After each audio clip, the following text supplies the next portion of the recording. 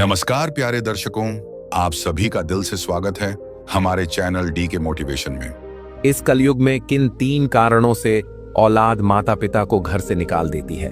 नमस्कार दर्शक बंधु, आपने एक कहावत तो सुनी ही होगी, माँ बाप का कर्ज कभी नहीं चुकाया जा सकता। लेकिन अफसोस, आज की दुनिया में कुछ लोग इस बात को भूल चुके हैं। जिस माँ ने 9 महीने गर्भ में रखकर हर तकलीफ सही, जिस पिता ने अपनी खुशियों को कुर्बान कर हमें बड़ा किया, वही माँ बाप जब बुजुर्ग होते हैं तो कुछ औलाद उन्हें घर से बाहर निकाल देती है। क्यों? आखिर क्या कारण है कि जो संतान कभी उनके बिना एक पल नहीं रह पाती थी, वही आज उन्हें बोझ समझने लगी है? क्या हमारे संस्कार बदल गए हैं या फिर स्वार्थ ने इंसानियत पर पर्दा डाल दिया है? आज हम उन्हीं वजहों पर चर्चा करेंगे। वे 3 बड़े कारण जिनकी वजह से कुछ संतानें अपने माता पिता को बुढ़ापे में घर से बाहर निकाल देती हैं। यह सिर्फ एक विषय नहीं, बल्कि समाज का कड़वा सच है जिस पर हमें सोचने की जरूरत है। तो आइए इस गंभीर विषय पर बात करते हैं। लेकिन आगे बढ़ने से पहले आपसे निवेदन है कि वीडियो को अंत तक पूरा देखें, और अगर आप एक सनातनी हैं तो वीडियो को लाइक करके चैनल को सब्सक्राइब जरूर कर लें। तो चलिए कथा शुरू करते हैं। नेहा एक समर्पित गृहिणी थी जो प्रेम पूर्वक रसोई में भोजन बना रही थी। उसी समय उसकी सासू माँ माधवी जी रसोई में आई और धीरे से बोली, बहू, क्या तुम थोड़ा पतला सा दलिया बना दोगी? तुम्हारे ससुर जी की तबीयत कुछ ठीक नहीं, वे रोटियां ठीक से चबा नहीं पाते। नेहा को यह सुनकर थोड़ा असहज लगा और उसने खींचते हुए उत्तर दिया, अरे माँ, आप तो ऐसे कह रही हैं जैसे मैं कोई सेविका हूँ। घर में इतने लोग हैं, क्या सिर्फ मुझे ही सबका ध्यान रखना है? माधवी जी ने अपने बहू के तीखे शब्दों को सहन कर लिया, लेकिन उनके हृदय को ठेस पहुंची। उनकी आंखों में आंसू आ गए, परंतु उन्होंने सिर झुकाया और चुपचाप अपने कमरे में लौट आईं। उनके मन में पीड़ा थी, लेकिन उन्होंने उसे सहन करने का संकल्प लिया। कमरे में जाकर जैसे ही उनके पति श्यामलाल जी ने उनका उदास चेहरा देखा, वे सब समझ गए। बिना पूछे ही उन्होंने माधवी जी का हाथ थाम लिया और बोले, माधवी, उदास मत हो। संसार में हर व्यक्ति अपने कर्मों का फल भोगता है। हमने अपने माता पिता की सेवा तन मन धन से की, फिर भी जीवन में इस तरह के कठिन पल देखने पड़ रहे हैं। जो व्यवहार यह लोग आज हमारे साथ कर रहे हैं, कल उनकी संतान उनके साथ भी वैसा ही करेगी। यह तो प्रकृति का अटल नियम है। माधवी जी ने अपने आंसू पोंछते हुए कहा, आप ठीक कहते हैं। मैं बस भगवान से यही प्रार्थना करूंगी कि ये लोग अपने कर्मों को समझें और परिवार में प्रेम बना रहे। अभी तो मैं स्वयं अपने हाथों से बनाकर खा सकती हूँ, लेकिन नेहा मुझे रसोई में पैर नहीं रखने देती, जैसे मैं कोई अछूत हूँ। श्यामलाल जी ने माधवी जी को धैर्य बंधाया। जैसे ही नेहा अपने कमरे में चली गई, माधवी जी उठी और प्रेम पूर्वक अपने पति के लिए दलिया बनाने लगी। उन्होंने अपने हाथों से बड़े प्रेम से उन्हें दलिया परोसा, जिससे उनके हृदय को संतोष मिला। माधवी जी और श्यामलाल जी का विवाह 32 वर्षों से प्रेम और श्रद्धा के सूत्र में बंधा था। जब उनका विवाह हुआ तब माधवी जी केवल 18 वर्ष की थीं। वे नटखट, चंचल और प्रेममयी स्वभाव की थीं, जिन्होंने आते ही पूरे परिवार का मन जीत लिया था। दूसरी ओर श्यामलाल जी एक कर्मठ, स्वाभिमानी और परिश्रमी व्यक्ति थे, जो अपनी प्राइवेट नौकरी में जुटे रहते थे। विवाह के 2 वर्षों बाद भगवान ने उन्हें एक पुत्र रत्न प्रदान किया, जिसका नाम उन्होंने सार्थक रखा। उसका जन्म उनके जीवन में खुशियों की सौगात लेकर आया, लेकिन दुर्भाग्यवश 3 वर्ष की आयु में ही चेचक की बीमारी के कारण वह ईश्वर को प्यारा हो गया। सार्थक के जाने से उनके घर की खुशियां भी जैसे सूनी हो गई थी। परंतु ईश्वर की कृपा से कुछ वर्षों बाद उनके घर में पुनः किलकारियां गूंजी, जब उनके दूसरे पुत्र सचिन का जन्म हुआ। सचिन के बाद 3 वर्ष पश्चात उनकी गोद में एक नन्ही परी वंदना आई। आगमन से उनका परिवार पूर्ण हो गया। वंदना बचपन से ही चंचल और अपनी माँ की छवि थी। सचिन और वंदना दोनों माता पिता के प्रेम का केंद्र थे। दोनों पति पत्नी ने बड़े ही परिश्रम और प्रेम से अपने घर को सींचा था। सीमित आय होने के बावजूद उन्होंने कभी बच्चों की शिक्षा या सुख सुविधाओं में कोई कमी नहीं आने दी। वंदना के लिए एक योग्य वर खोजने के बाद उसकी शादी एक सुयोग्य युवक नीरज से कर दी गई। नीरज न केवल एक आदर्श पति बल्कि एक आदर्श पुत्र भी साबित हुआ। उसने सास ससुर को अपने माता पिता के समान सम्मान और प्रेम दिया। नीरज की रेलवे में सरकारी नौकरी थी, जिससे उनका स्थानांतरण होता रहता था। इस कारण वे माधवी जी और श्यामलाल जी से कम ही मिल पाते थे। लेकिन उनकी 8 वर्षीय नन्ही परी राम्या अपने नाना नानी से मिलने के लिए सदा उत्साहित रहती थी। वह जब भी आती घर प्रेम और आनंद से भर जाता। इधर सचिन ने अपनी प्राइवेट नौकरी में लगने के बाद अपनी पसंद से नेहा से विवाह कर लिया था। जब सचिन ने अपने माता पिता के सामने नेहा की छवि प्रस्तुत की तो माधवी जी और श्यामलाल जी को लगा कि बहू के आने से उनके घर की रौनक और अधिक बढ़ जाएगी। वे उसे अपनी बेटी की तरह प्रेम देंगे और घर में सौहार्द बना रहेगा। लेकिन दुर्भाग्यवश सब कुछ इसके विपरीत हुआ। नेहा के आने के बाद जैसे घर की मधुरता कम होने लगी। उसका स्वभाव कठोर, अहंकारी और असंवेदनशील था। जिस घर में प्रेम, सेवा और संस्कार की सुगंध थी, वहां अब तकरार और कटुता ने स्थान ले लिया। माधवी जी को नेहा से सास नहीं बल्कि सौतन जैसा व्यवहार मिलता। नेहा कभी सास ससुर को सम्मान देना तो दूर, उनके प्रति कटु वचन कहने से भी नहीं चूकती। आज भी नेहा गुस्से से भरी हुई थी और पति के घर आने की प्रतीक्षा कर रही थी। जैसे ही सचिन ऑफिस से आया, उसने उस पर क्रोधवश कठोर शब्दों की वर्षा कर दी। क्यों जी, आपके माता पिता ने मुझे क्या समझ रखा है? क्या मैं कोई नौकरानी हूँ या कोई अलादीन का चिराग से निकला जिन्न हूँ जो हर फरमाइश पूरी करती रहूं? सचिन चुपचाप खड़ा उसकी कड़वी बातें सुनता रहा। नेहा ने और तेज आवाज में कहा, शादी से पहले तो तुम कहते थे कि मैं तुम्हारी दिल की मलिका हूं, तुम मुझे घर की रानी बनाकर रखोगे, मेरे लिए चांद तारे तोड़ लाओगे, और यहाँ देखो, रानी के बजाय मुझे घर की दासी बना दिया है। मैं अकेले क्या क्या करूं? तुम्हारे काम संभालूं, तुम्हारे बच्चों की देखभाल करूं या उन बूढ़े माँ बाप की सेवा करूं? सचिन ने डरते डरते कहा, नेहा, तुम इतना क्रोधित क्यों होती हो? आखिर माँ भी तो हैं, उनसे थोड़ा काम क्यों नहीं करवा लेती? नेहा ने क्रोध भरी दृष्टि से देखा और तीव्र स्वर में बोली, नहीं जी, मुझे ना उनका काम करना है, न ही उनसे कुछ करवाना है।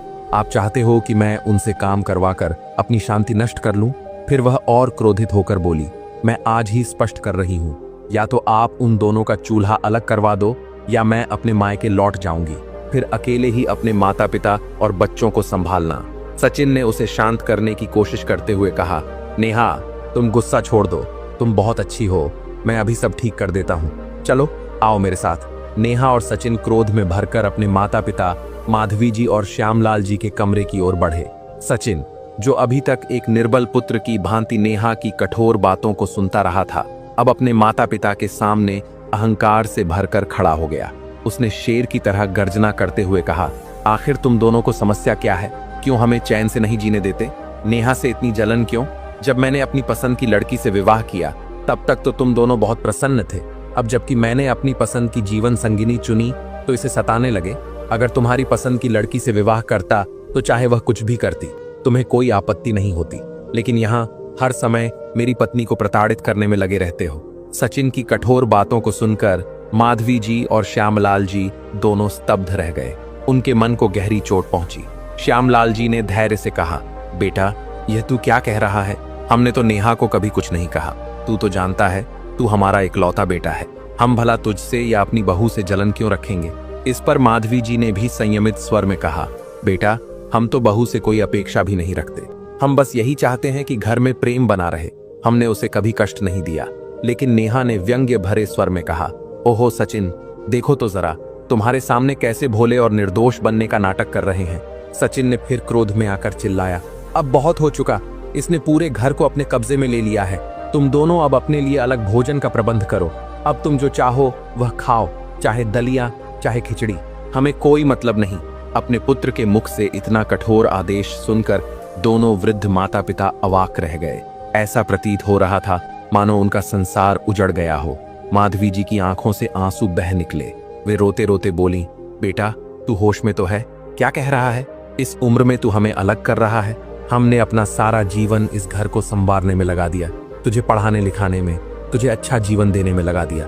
अब इस बुढ़ापे में हम अपना खर्चा कैसे उठाएंगे? सचिन ने कठोरता से उत्तर दिया, मुझे इस विषय में और कुछ नहीं सुनना। नेहा कल से तुम दोनों के लिए भोजन नहीं बनाएगी। वैसे भी इस उम्र में तुम्हें ज्यादा पैसों की क्या जरूरत? बस भगवान का नाम लो और अपने दिन काटो।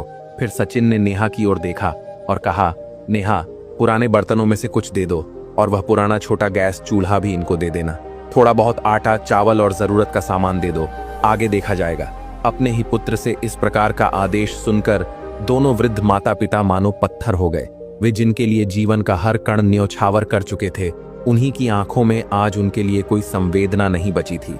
नेहा ने पति के कहे अनुसार अगले दिन कुछ पुराने बर्तन, गैस चूल्हा और थोड़ा सा राशन उनके कमरे में ला पटका और वहां से चलती बनी। अब दोनों बूढ़े माता पिता ने अपना भोजन स्वयं बनाना प्रारंभ कर दिया। उनकी थरथराती उंगलियां, कमजोर कंधे और आंसू भरी आंखें, इन सब से लड़ते हुए वे जैसे तैसे भोजन बनाते। लेकिन नेहा को इससे भी चैन नहीं मिला।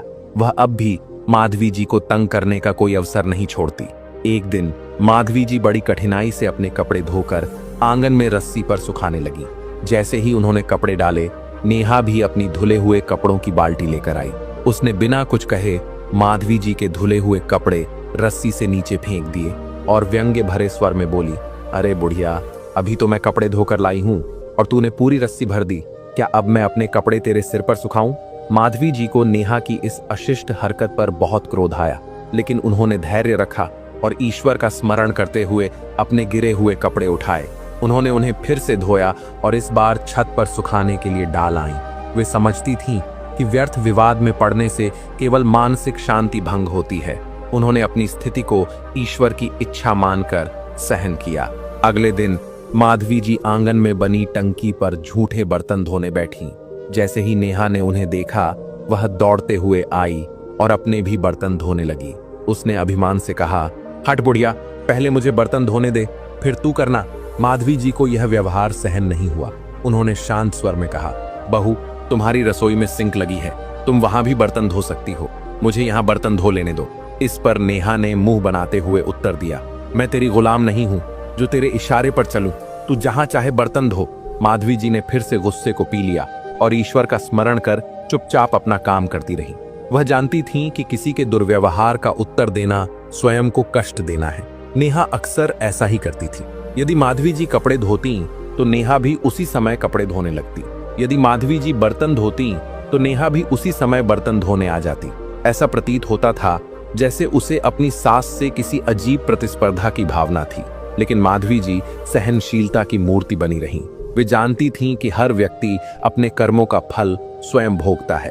कुछ ही दिनों में नेहा ने जो राशन उन्हें दिया था वह समाप्त हो गया। माधवी जी ने अपने पति श्यामलाल जी से कहा, देखिए जी, घर में सारा सामान खत्म हो गया है। नेहा ने और सामान नहीं दिया और ना ही सचिन ने कोई पैसे दिए। अब हम क्या करें? श्यामलाल जी गहरी सांस लेते हुए बोले, माधवी, यदि उन लोगों को हमारा इतना ही ध्यान होता तो वे हमें अलग क्यों करते? ये समय हमें सहनशीलता से काम लेने का है। माधवी जी ने ईश्वर को स्मरण कर कहा, देखिए जी, सचिन ने कहा था कि वह हमें खर्चे के लिए पैसे देगा। हमें उसे यह बता देना चाहिए कि घर में राशन नहीं है, फिर चाहे वह पैसे दे या खुद सामान ला कर दे, यह उसका निर्णय होगा। श्यामलाल जी सहमति में सिर हिलाते हुए बोले, ठीक है माधवी, तुम एक बार जाकर उससे बात कर लो, जो भी ईश्वर की इच्छा होगी वही होगा। माधवी जी जब सचिन ऑफिस से घर आया तो धैर्यपूर्वक उसे अपनी परिस्थिति बताने लगी। बेटा, घर का सारा राशन समाप्त हो गया है, सारे डिब्बे खाली हो गए हैं। यदि संभव हो तो तुम या नेहा से थोड़ा राशन दिलवा दो या कुछ पैसे दे दो ताकि मैं स्वयं जाकर सामान खरीद लाऊं। लेकिन सचिन ने अपमानजनक लहजे में उत्तर दिया, इतनी जल्दी सारा राशन खत्म कर दिया? मैं समझ गया तुम्हारी चालाकियों को। तुम्हें बहाने से पैसे चाहिए अपनी मौज मस्ती के लिए। मेरे पास तुम्हारी इन फालतू इच्छाओं के लिए पैसे नहीं हैं। और अब नेहा भी तुम्हें अपने किचन से एक दाना तक नहीं देगी। अब मेरे सिर पर मत खड़ी रहो, मैं अभी ऑफिस से आया हूँ, चैन से सांस लेने दो। सचिन के कटु वचनों को सुनकर माधवी जी जैसे स्तब्ध रह गईं। उन्होंने कभी कल्पना भी नहीं की थी कि उनका अपना पुत्र इतना कठोर और संवेदनहीन हो जाएगा। उनके आंसू छलक पड़े, लेकिन शब्द मानो उनके गले में ही अटक गए। वे मौन रहीं क्योंकि वे जानती थीं कि अब कुछ भी कहने से कोई फर्क नहीं पड़ेगा। वह रोती हुई अपने कमरे में लौटी और सारा हाल श्यामलाल जी को बताया। श्यामलाल जी ने अपनी पत्नी को स्नेहपूर्वक समझाया, माधवी, चिंता मत करो, तुम्हारा पति अभी जीवित है। मैं तुम्हें ऐसी संतान की वजह से दुखी नहीं होने दूंगा और ना ही भूखा मरने दूंगा। अभी दोपहर का बचा हुआ भोजन है, भगवान का नाम लेकर खाओ, मैं कल कुछ उपाय करूंगा। माधवी जी ने उदासी से पूछा, लेकिन आप क्या करेंगे? आपकी तबीयत पहले ही ठीक नहीं रहती। श्यामलाल जी ने धैर्य से उत्तर दिया, जब तक जीवित हूं इस अवस्था में भूखा भी तो नहीं मर सकता ना। बाहर जाकर कुछ काम की तलाश करूंगा, भले ही कोई छोटी मोटी मजदूरी ही क्यों ना करनी पड़े, लेकिन हम ईश्वर की कृपा से अपना जीवन यापन करेंगे। उस रात दोनों पति पत्नी भगवान का नाम लेकर सो गए, लेकिन सुबह होते ही उनके पास खाने के लिए कुछ भी नहीं था। माधवी जी ने अपने पति को रोकने की कोशिश की, लेकिन श्यामलाल जी आशा और विश्वास के साथ कुछ काम की तलाश में घर से निकल पड़े, परंतु वृद्ध शरीर और भूख अधिक देर तक उनका साथ नहीं दे सके। जैसे ही वे मोहल्ले की गली पार कर रहे थे, कमजोरी के कारण उन्हें चक्कर आ गया और वे गिर पड़े। गली में खेल रहे कुछ दयालु युवक दौड़ कर आए और उन्हें उठाकर घर ले आए। वे माधवी जी से बोले, आंटी, अंकल जी की तबीयत ठीक नहीं लग रही, उनका ध्यान रखें। माधवी जी ने अपने पति को बेहोशी की हालत में देखकर घबरा गईं। उन्होंने तुरंत उन्हें लिटा दिया और पानी पिलाया। रोते हुए बोली, मैंने आपसे कहा था ना कि मत जाइए, लेकिन आपने मेरी बात नहीं मानी। अगर आपको कुछ हो जाता तो। श्यामलाल जी अत्यधिक दुर्बल थे, बोलने की स्थिति में भी नहीं थे, लेकिन माधवी जी ने अपने आंसू पोंछते हुए स्वयं को संयमित किया और बोली, आप कुछ देर आराम कीजिए। जब आपकी तबीयत थोड़ी ठीक हो जाएगी तो मैं आपको पड़ोस के शर्मा जी के क्लिनिक लेकर चलूंगी। उनका बेटा डॉक्टर है और आपका बहुत सम्मान करता है। वह ज्यादा पैसे भी नहीं लेता, ईश्वर की कृपा से वही आपकी मदद करेगा। कुछ देर बाद माधवी जी ने अपने पति को सहारा देकर क्लिनिक पहुंचाया। डॉक्टर ने उनकी जांच करने के बाद कहा, अंकल जी को किसी दवाई की जरूरत नहीं है। इनका शरीर अत्यधिक दुर्बल हो गया है क्योंकि इन्हें पर्याप्त पोषण नहीं मिल रहा। इनके दांत भी नहीं है, इसलिए ये ठीक से खाना नहीं खा पा रहे। इन्हें अच्छे खान पान की जरूरत है। फिलहाल मैं अपनी ओर से कुछ ताकत बढ़ाने वाली दवाइयां दे रहा हूँ, लेकिन इनके लिए दांत लगवाना बहुत आवश्यक है। माधवी जी को एक आशा की किरण दिखी। वे अपनी संतान के पास गईं, अपने बेटे सचिन से गिड़गिड़ाने लगीं कि वह अपने पिता के इलाज के लिए पैसे दे दे, लेकिन सचिन के मन में दया का एक भी भाव नहीं आया। उसने स्पष्ट शब्दों में पैसे देने से मना कर दिया। इसके बाद सचिन ने अपने बीमार माता पिता को अकेला छोड़कर अपनी पत्नी और बच्चों के साथ 5 दिन की छुट्टी पर चला गया। संयोगवश उसी दिन जब सचिन के जाने के बाद प्रभु अपनी दया और करुणा से प्रेरित होकर वंदना और नीरज को मसीहा बनाकर भेजते हैं। वे लगभग पूरे 1 वर्ष बाद माधवी जी और श्यामलाल जी से मिलने आ रहे थे। राम्या भी अपने नाना नानी से मिलने के लिए अत्यंत उत्साहित थी, किंतु जब वे हर्षोल्लास से उनके कक्ष में प्रवेश करते हैं तो माता पिता को बीमारी और भूख से तड़पता देखकर उनके हृदय कांप उठते हैं।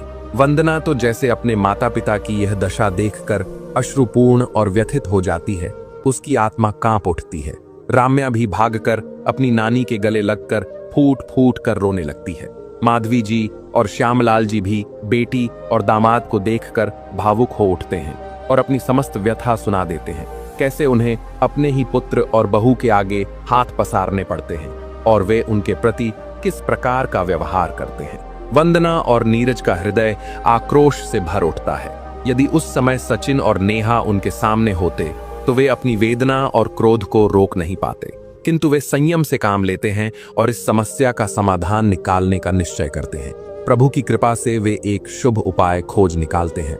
सचिन और नेहा के ट्रिप से वापस आने से पूर्व ही वे अपने माता पिता के लिए माधवी कॉस्मेटिक्स के नाम से उनके विश्राम कक्ष के सामने एक छोटा सा शटर लगवाकर एक सुंदर कॉस्मेटिक की दुकान स्थापित करवा देते हैं। इससे माधवी जी और श्यामलाल जी का समय भी व्यतीत होगा और उन्हें किसी के आगे हाथ फैलाने की आवश्यकता नहीं पड़ेगी। माँ और बाबूजी को अच्छे से समझाकर और माँ को बाबूजी का विशेष ध्यान रखने की प्रेरणा देकर वंदना और नीरज प्रभु का स्मरण करते हुए संतोषपूर्वक वहां से विदा लेते हैं। जैसे ही सचिन और नेहा अपने यात्रा से वापस लौटते हैं, वे माधवी जी की दुकान देखकर आश्चर्यचकित रह जाते हैं।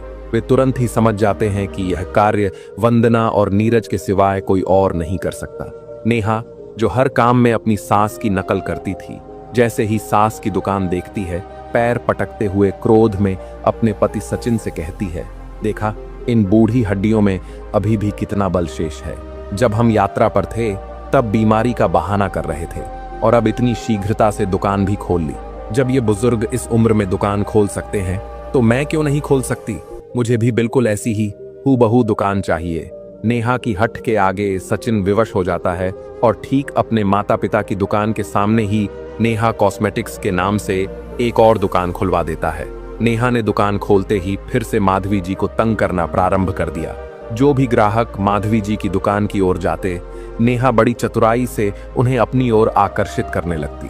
अरे बहन जी, इधर आइए, मेरी दुकान पर आइए, मेरे पास एक से बढ़कर एक नवीनतम और असली सामान है। इस प्रकार नेहा की कुटिल चालों के कारण धीरे धीरे सभी ग्राहक माधवी जी की दुकान छोड़कर नेहा की दुकान पर जाने लगे। इससे माधवी जी और श्यामलाल जी को बड़ा नुकसान होने लगा, जबकि उधर नेहा अपनी दुकान की बढ़ती आय को लेकर अति प्रसन्न रहने लगी। परंतु ईश्वर के न्याय में विलंब हो सकता है, अन्याय नहीं। एक दिन मोहल्ले की कमला, जो नेहा की दुकान से एक दिन पहले सिर में लगाने के लिए मेहंदी लेकर गई थी, क्रोधित होकर वापस लौटी। उसका चेहरा क्रोध से लाल था। वह सीधे नेहा की दुकान पर गई और गुस्से में चिल्लाने लगी, ओ नेहा मैडम, देख, तेरी दुकान से खरीदी हुई मेहंदी ने मेरे सिर की क्या हालत कर दी है। अपनी आंखें खोल कर देख, मेरे कितने बाल झड़ गए हैं एक ही रात में। तेरी नकली और घटिया मेहंदी ने मुझे गंजा बना डाला। नेहा घबरा गई, फिर भी अपने झूठ को बचाने के लिए कहने लगी, अरे मैं तो अपनी दुकान पर केवल असली सामान ही रखती हूँ, ये साइड इफेक्ट किसी और चीज से हुआ होगा। कमला और भी क्रोधित हो गई और बोली, अरे एक तो चोरी, ऊपर से सीना जोरी। पहले तो नकली और एक्सपायर सामान बेचती है और फिर अपनी गलती भी नहीं मानती। अब मैं पूरे मोहल्ले को इकट्ठा करती हूँ। इतना कहकर वह गली में जोर जोर से आवाज लगाने लगी, अरे ओ रनु, विमला, रूबी, सीमा, कमला, विमलाना, आओ देखो, कमला भाभी, विमला भाभी, नेहा भाभी, सब आओ देखो भाई, इस नेहा की सच्चाई, एक तो चोरी, ऊपर से सीना जोरी। कमला की आवाज सुनकर प्रभु की लीला का साक्षी बनने के लिए पूरा मोहल्ला नेहा की दुकान के सामने इकट्ठा हो गया। अनेक महिलाएं अपनी अपनी शिकायतें लेकर आईं। किसी के चेहरे पर नेहा की दुकान से खरीदी गई क्रीम के कारण मुंहासे हो गए, तो किसी के काले बाल सफेद हो गए। सभी महिलाएं एक स्वर में अपनी व्यथा कहने लगीं और अपने पैसे वापस मांगने लगीं। नेहा यह दृश्य देखकर घबरा गई, क्योंकि अधर्म का आचरण करने वाले को सदैव भय लगा रहता है। वह जानती थी कि अधिक लाभ कमाने की लालसा में उसने ग्राहकों को घटिया और नकली सामान बेचा था, जबकि माधवी जी और श्यामलाल जी सदैव ईमानदारी से श्रेष्ठ और असली सामान लाते थे। धीरे धीरे सच्चाई का प्रकाश चारों ओर फैलने लगा और सभी ग्राहक पुनः माधवी कॉस्मेटिक्स की ओर लौट आए। नेहा की दुकान पर अब एक भी ग्राहक नहीं आता था। उसकी कमाई पूरी तरह बंद हो गई, लेकिन उसके खर्चे लगातार बढ़ते जा रहे थे। परेशान होकर वह अपनी सासू माँ के पास सहायता मांगने पहुंची और रोनी सूरत बनाकर 10 दिनों के लिए कुछ रुपए उधार मांगने लगी। श्यामलाल जी तो माधवी जी को रोकते हुए बोले, इस दुष्ट लड़की को एक पैसा भी मत देना। परंतु माधवी जी दयालु स्वभाव की थी। नेहा की स्थिति देखकर उनका हृदय पिघल गया और उन्होंने पैसे दे दिए। लेकिन जब 152 दिन बीत गए और नेहा ने पैसे नहीं लौटाए, तब माधवी जी ने प्रेम और विनम्रता से कहा, बहू, तूने 10 दिन के वादे पर पैसे लिए थे और अब 20 दिन भी ऊपर हो चुके हैं। दुकान का सारा सामान भी खत्म हो गया है। मुझे नया सामान लाना है। ला बहू, मेरे पैसे लौटा दे। माधवी जी की यह मधुर विनती सुनकर भी नेहा क्रोध में भर गई और घमंड से बोली, बुढ़िया, तूने तो हद कर दी। मैं कौन सा तेरे पैसे लेकर भाग रही हूँ? एक तो तूने मेरे ग्राहक छीन लिए और अब बार बार मुझसे पैसे मांग रही है। जब तेरा बेटा देगा तब तुझे पैसे मिल जाएंगे। माधवी जी, जो सदा शांति और धैर्य की मूर्ति थी, फिर भी विनम्रता से बोली, लेकिन बहू, मैं तो पहली बार पैसे मांग रही हूँ। 10 दिन के वादे के 20 दिन हो चुके हैं और आज पहली बार मैंने तुझसे कुछ कहा, लेकिन तूने इतनी सारी बातें सुना डाली। नेहा और अधिक अभद्र हो गई और ताने मारते हुए बोली, बुढ़िया, तेरे तो ज्यादा ही पर निकल आए हैं। तू ज्यादा मत बोल, नहीं तो तेरा बुरा हाल होगा। माधवी जी ने कोई उत्तर नहीं दिया। वे जानती थीं कि अधर्मी से बहस करने का कोई लाभ नहीं। वे शांतिपूर्वक अपने कमरे में चली गईं। रात का समय था और उन्हें रात्रि भोजन भी बनाना था। उन्होंने अपने मन को शांत रखा, क्योंकि वे जानती थीं कि नेहा की आदत ऐसी ही थी, कठोर और अहंकारी। रसोई में खाना बनाते हुए उन्होंने अपने पति श्यामलाल जी से कहा, जी, यह कैसा जीवन हो गया है। न बेटा पूछता है, न बहू, और अब तो हमारे अपने पैसे भी लौटाने को तैयार नहीं। आखिर कब तक यह सब चलेगा?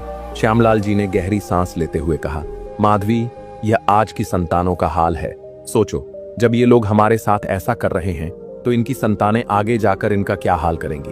इनका तो अब भगवान ही मालिक है। और देखो, यदि अब तुमने इन कपूतों को एक भी पैसा दिया तो मुझसे बुरा कोई नहीं होगा। माधवी जी ने अपने पति को आश्वस्त किया, हाँ जी, अब से मैं ध्यान रखूंगी। चलो अब भोजन करते हैं। दोनों ने भोजन किया और फिर शांति से विश्राम किया। प्रभात काल हुआ। माधवी जी और श्यामलाल जी ने स्नान कर पूजा पाठ किया, प्रभु का स्मरण किया और फिर हर रोज की तरह अपनी दुकान पर पहुंचे।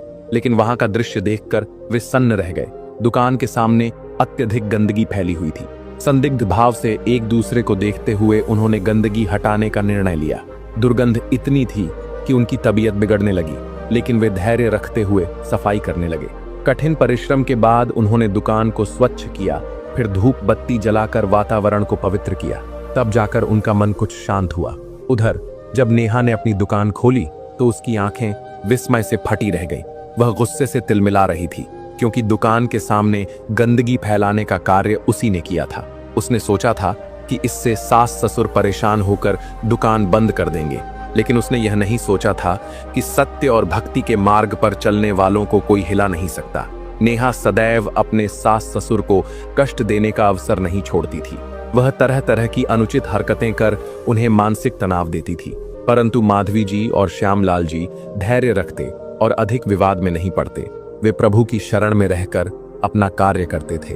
उन्होंने बड़ी कठिनाई से कुछ धनराशि एकत्रित कर ली थी, जिससे वे अपनी दुकान का विस्तार कर सकें और अधिक सामान ला सकें। वे सोच रहे थे कि यदि नेहा उधार दिए पैसे लौटा दे तो उनके व्यापार में और अधिक वृद्धि हो सकती है। इस आशा के साथ उन्होंने रात को दुकान बंद करने के बाद पुनः नेहा से अपने पैसे लौटाने का अनुरोध किया। माधवी जी ने प्रेम पूर्वक कहा, बहू कृपया आज तो पैसे दे दो, हमें कल सामान लाने जाना है। यह सुनते ही नेहा क्रोध में भर उठी।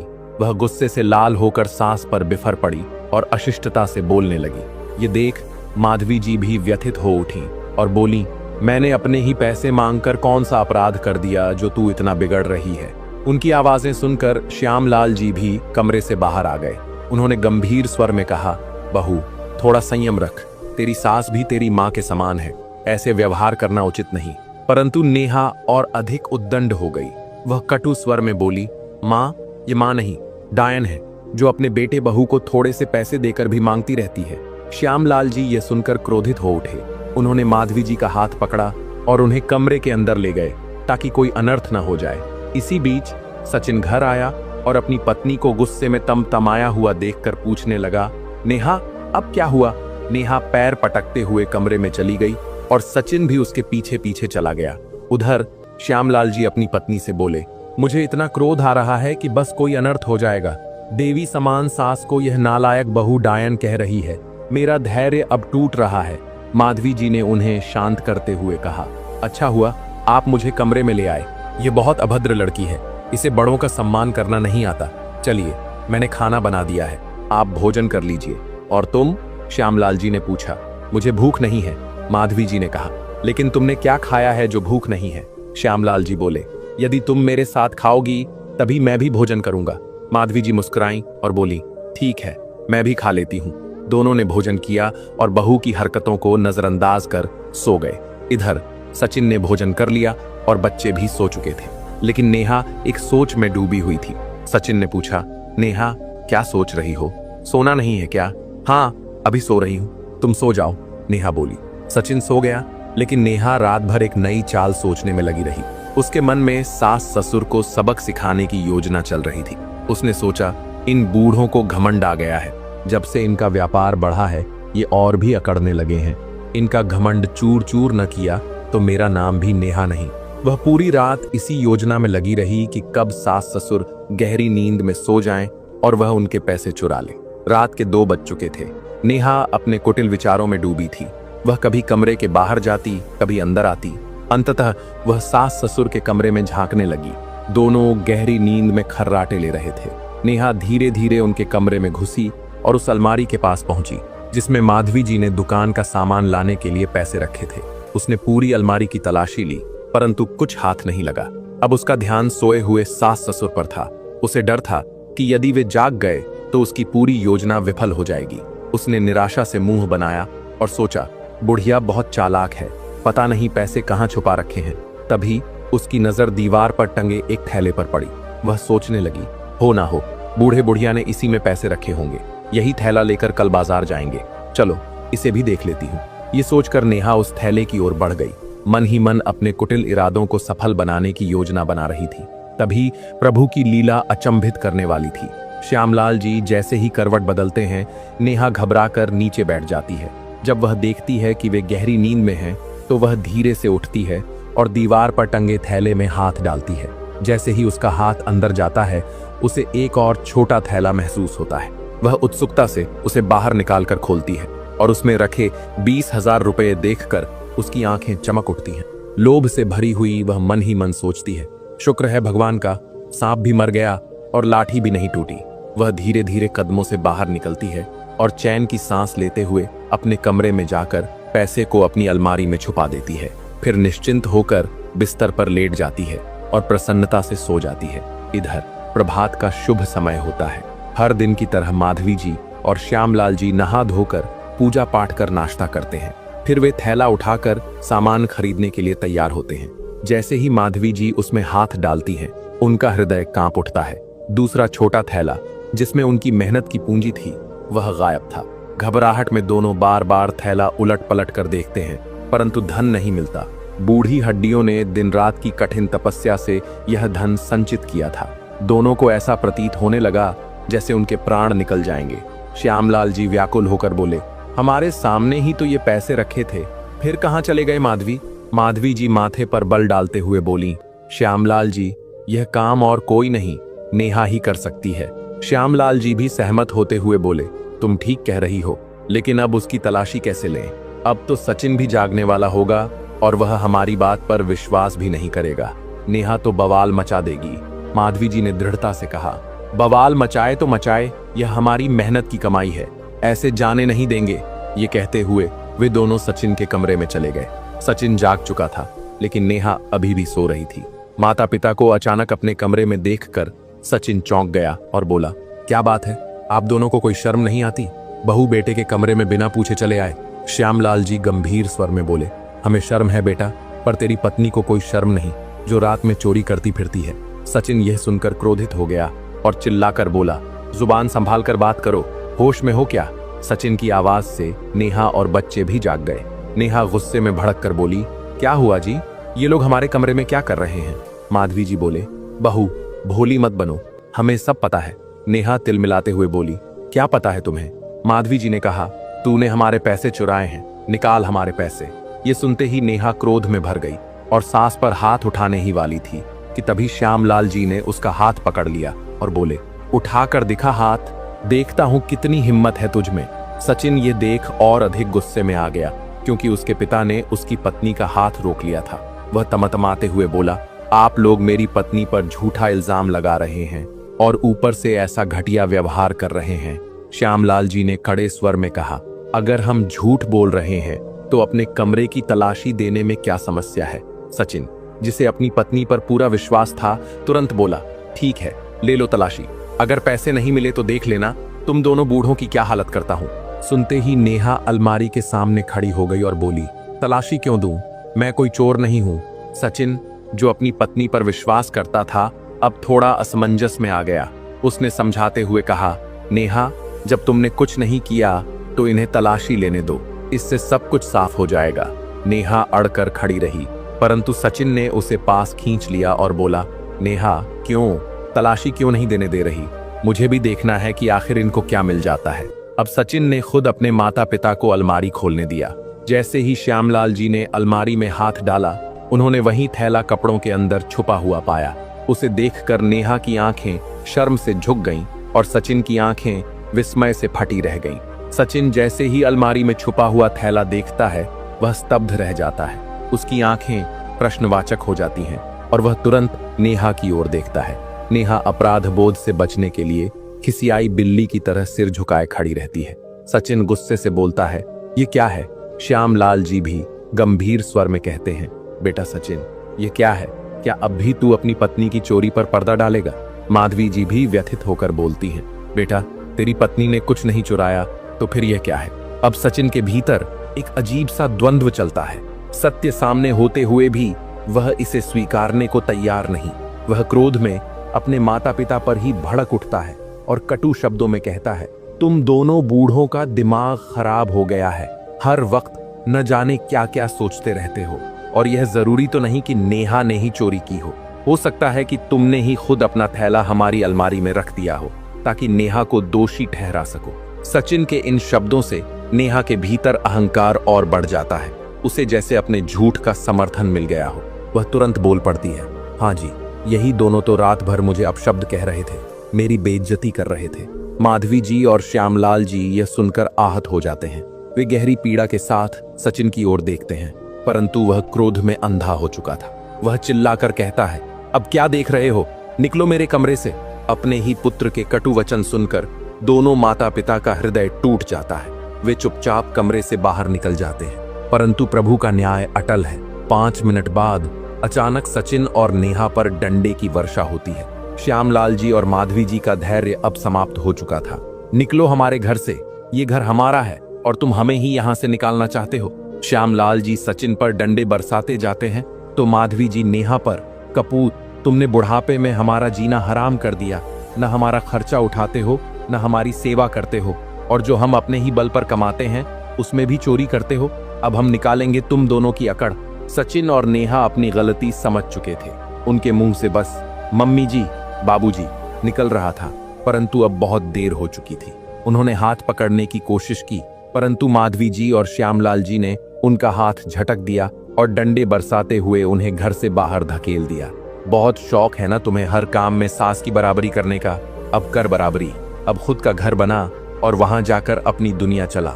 माधवी जी व्यंग्य भरे स्वर में बोली, तुम्हें भी बहुत शौक है अपनी पत्नी की हर गलत बात को सही साबित करने का।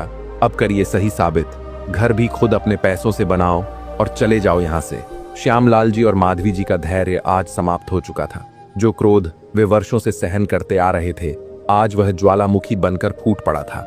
जैसे ही सचिन और नेहा घर से बाहर निकले, उनकी सारी हेकड़ी पल भर में धूल में मिल गई। आंखों के आगे अंधेरा छा गया, मानो जीवन ही समाप्त हो गया हो। उन्हें अब एहसास हुआ कि वे अपने ही कर्मों के कारण इस स्थिति में आ चुके हैं। माँ, पापा, हम कहाँ जाएंगे? दोनों घबराते हुए बोले, हमारे पास किराए तक के पैसे नहीं हैं, हम ये सब कैसे संभालेंगे?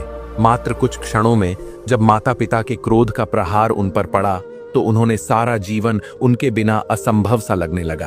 वे चरणों में गिर पड़े, रो रो कर क्षमा मांगने लगे।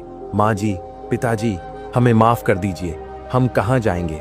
लेकिन श्यामलाल जी, जो वर्षों की पीड़ा से भरे हुए थे, कठोर स्वर में बोले, अब कोई क्षमा नहीं।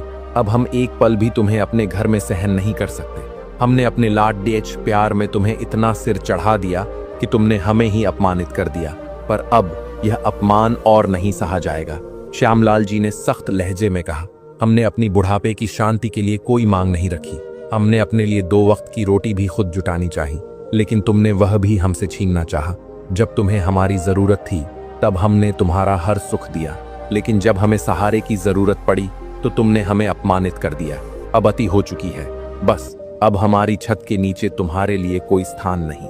5 मिनट में मेरा घर खाली कर दो, नहीं तो मोहल्ले वालों को बुला लूंगा और सबको बताऊंगा कि कैसे तुम हमें जलाने पर तुले थे। सचिन, जो अब तक अपने पिता को शांत करने की कोशिश कर रहा था, फूट फूट कर रो पड़ा। पिताजी, लेकिन हम कहाँ जाएंगे? हमारा कोई ठिकाना नहीं है। परंतु श्यामलाल जी का क्रोध अब उनकी पीड़ा से अधिक प्रबल था।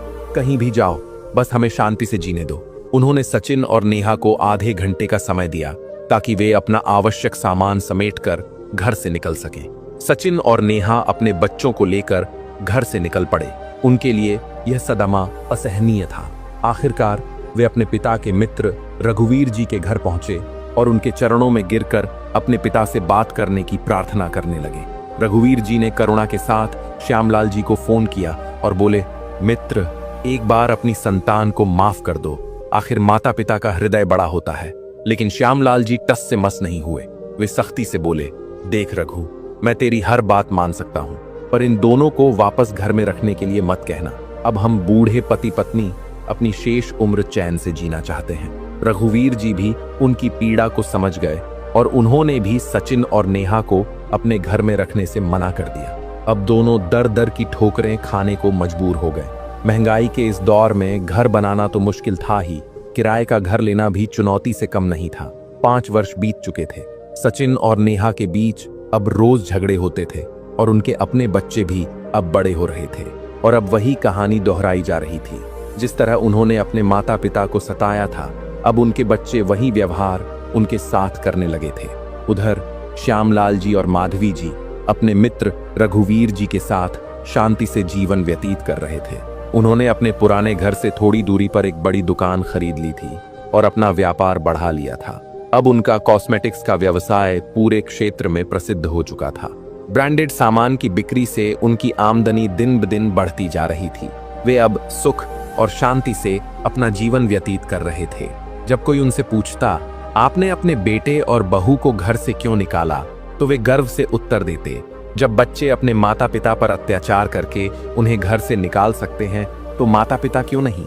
जब हमें उन्हीं के रहते घुट घुट कर जीना पड़ा तो अब हमारे पास चैन की सांस लेने का पूरा अधिकार है। उनकी बातें सुनकर लोग उनकी सराहना करते और कई लोग अपने घर की समस्याओं के समाधान के लिए उनसे सलाह लेने आने लगे थे। दर्शक बंधु, कथा अभी यहीं खत्म नहीं होती। अभी हम यह भी जानेंगे आखिर इस कलयुग में वो कौन से 3 कारण हैं जिनके वजह से औलाद बुढ़ापे में माता पिता को घर से निकाल देती है।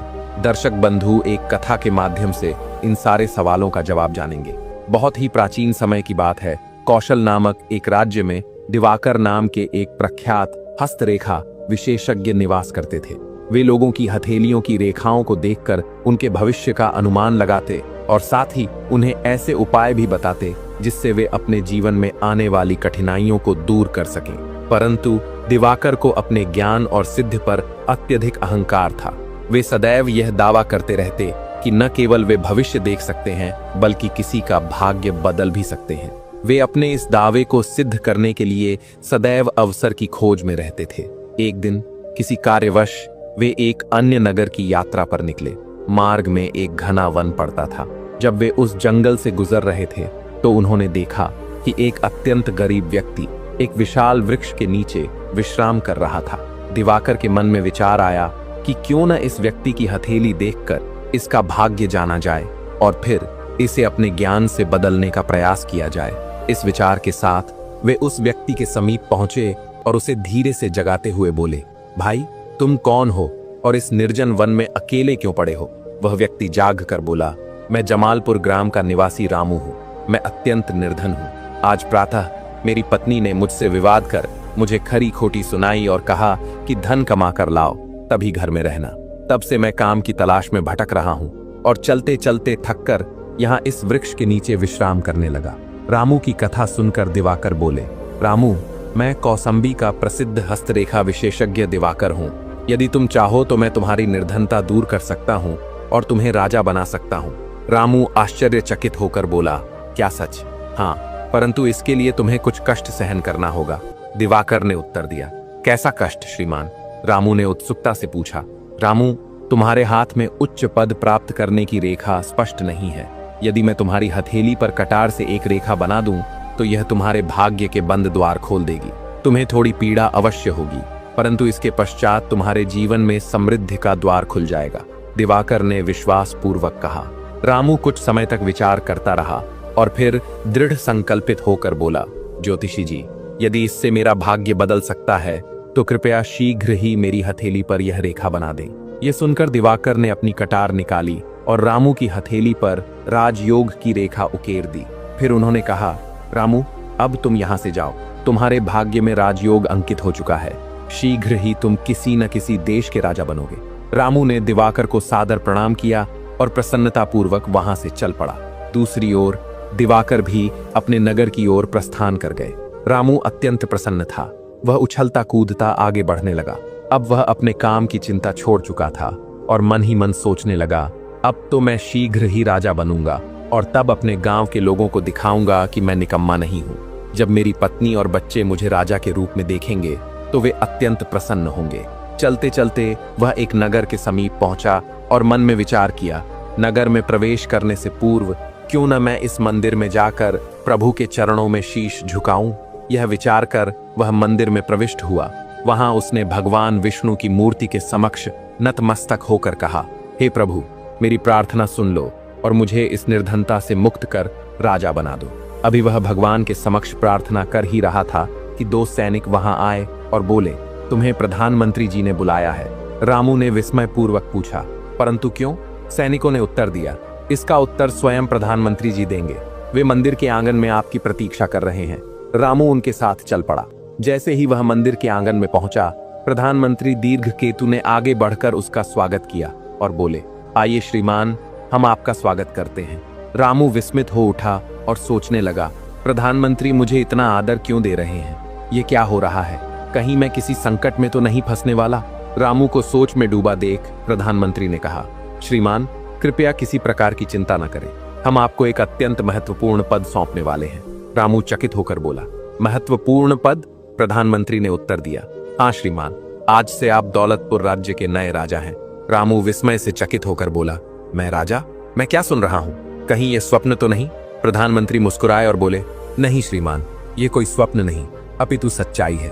आज प्रातः दौलतपुर के महाराज ललित सिंह का देहांत हो गया। वे निःसंतान थे। इस राज्य की परंपरा के अनुसार राजा की मृत्यु के दिन जो भी प्रथम परदेसी इस मंदिर में भगवान को शीश झुकाता है, वही राज्य का नया शासक बनता है। आप पहले परदेसी हैं जिन्होंने हमारी परंपरा का निर्वहन किया है, इसलिए आज से आप हमारे नए सम्राट हैं। रामू मन ही मन प्रसन्नता से भर उठा और सोचने लगा, ज्योतिषी द्वारा बनाई गई रेखा ने तो शीघ्र ही अपना प्रभाव दिखा दिया, मैं सचमुच राजा बन गया। प्रधानमंत्री ने रामू की गहरी सोच को भंग करते हुए कहा, महाराज आप किस विचार में डूबे हैं? अब चिंतन छोड़िए और हमारे साथ राजमहल चलिए, आज ही आपका राज तिलक होगा। रामू, जिसे अब तक यह सब ईश्वर की अद्भुत लीला लग रही थी, थोड़ा संभलते हुए बोला, हाँ चलिए। प्रधानमंत्री ने आदरपूर्वक रामू को राजमहल ले जाया, जहां पूरे राज्य में आनंद और उत्सव का वातावरण था।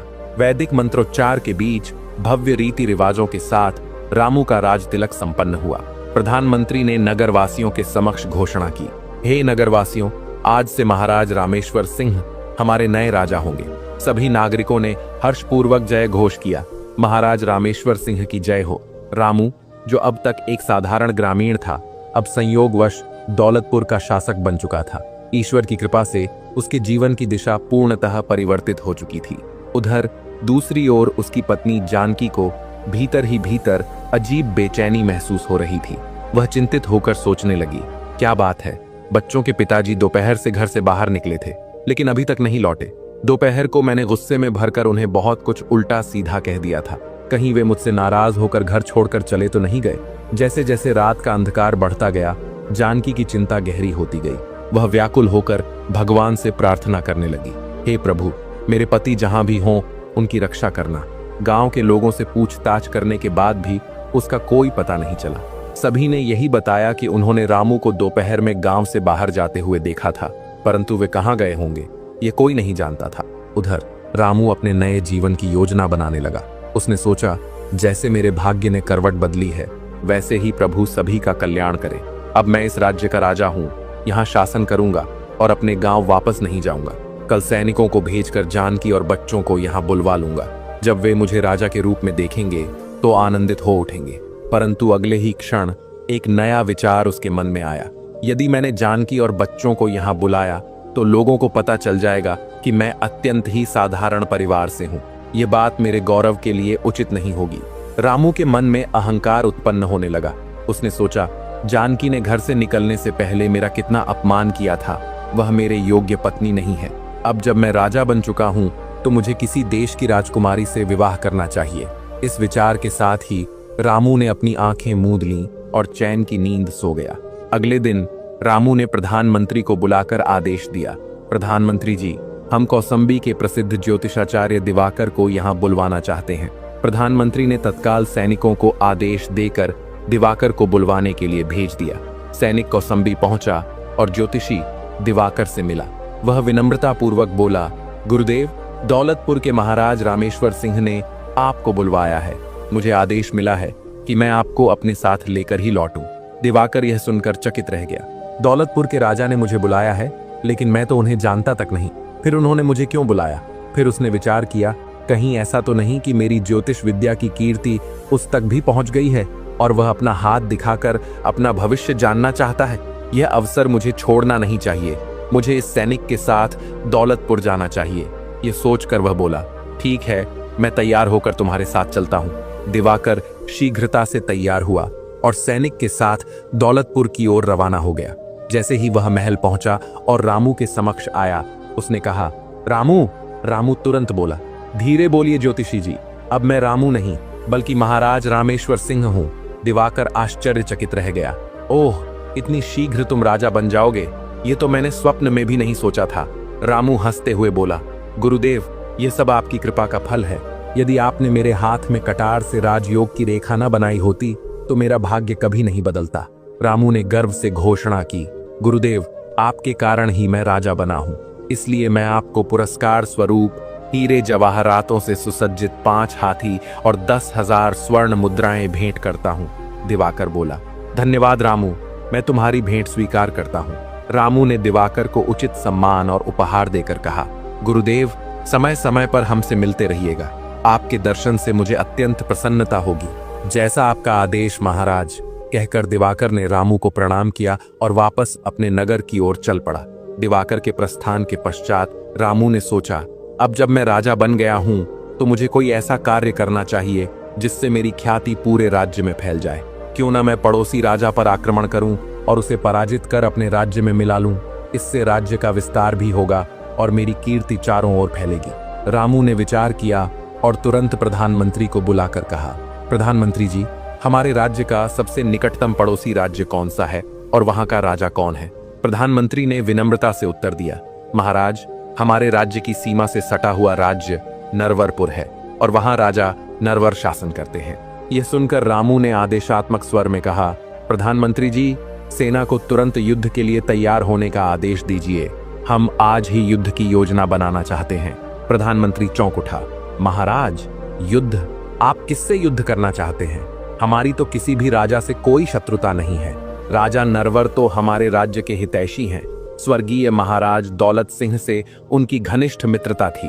यह सुनते ही रामू क्रोधित होकर बोला, प्रधानमंत्री जी, मैंने आपको उपदेश देने के लिए नहीं बुलाया है। राजा आप हैं या हम?